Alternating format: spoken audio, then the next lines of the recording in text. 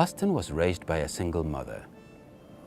Meeting his father for the first time as a teenager opened the door to the acceptance he craved, and much more. The influence my father had over me when I first made contact with him was the influence of occultism.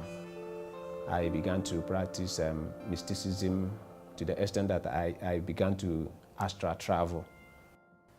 But the more Austin grew in mystical powers, the more dissatisfied he became. It was all about power, the ability to be in control of yourself, environment, people around you. And so whatever thing it was that was going to give me that power or that ability was okay for me.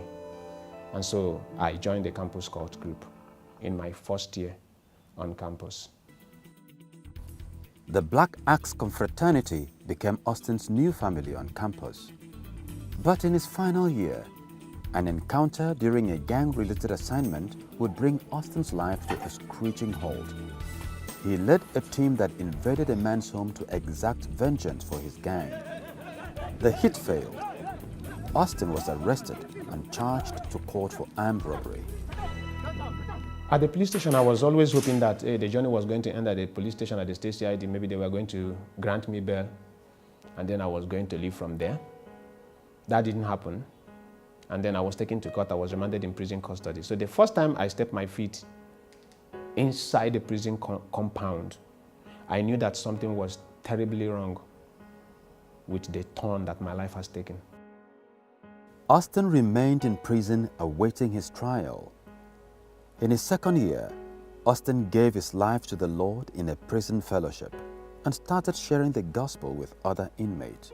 I was doubtful whether God was going to forgive me those things, those sins, those evil, those wickedness, all the people that have caused grief, all the people that have made to cry, all the people that have caused sorrow.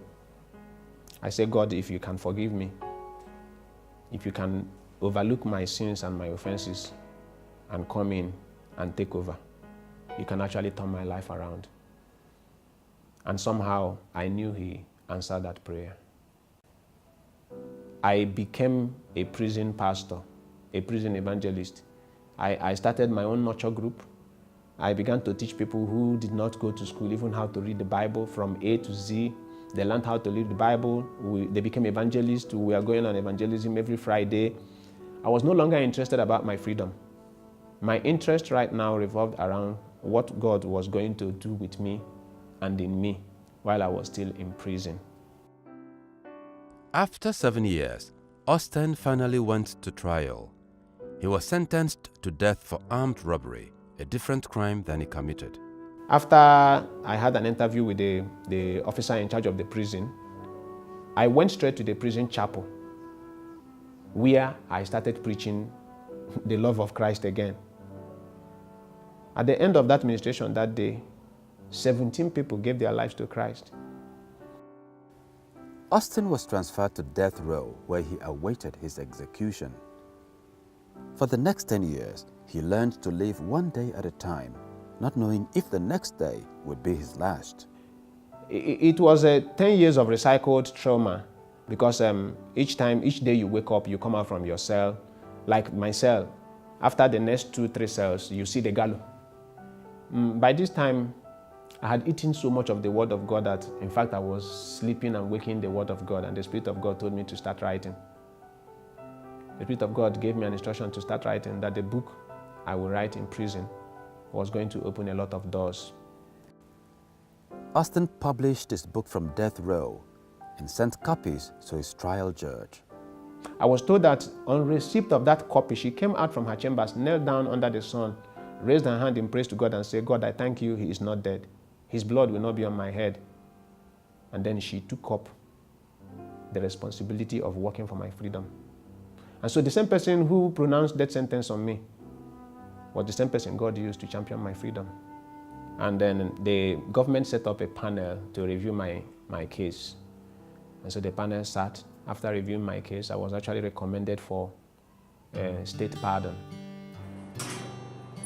For the first time in 17 years, Austin walked out of the prison gates without an armed guard. I felt like a newborn baby.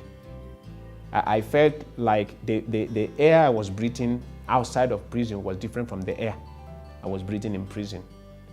And so I felt everything about me liberated. Austin is now a free man.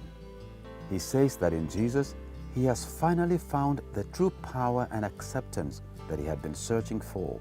I experienced the power of God. I experienced His presence. And then what I was pursuing before, or what I had before, was nothing. It paled totally in comparison to the presence of God and the power therein. Austin says his life is a testimony that only Jesus can fill the void in any man's heart. Everything else is vanity outside of God. It was my encounter with Jesus that actually turned my life around. And so whatever challenge an individual is passing through, bring God into it.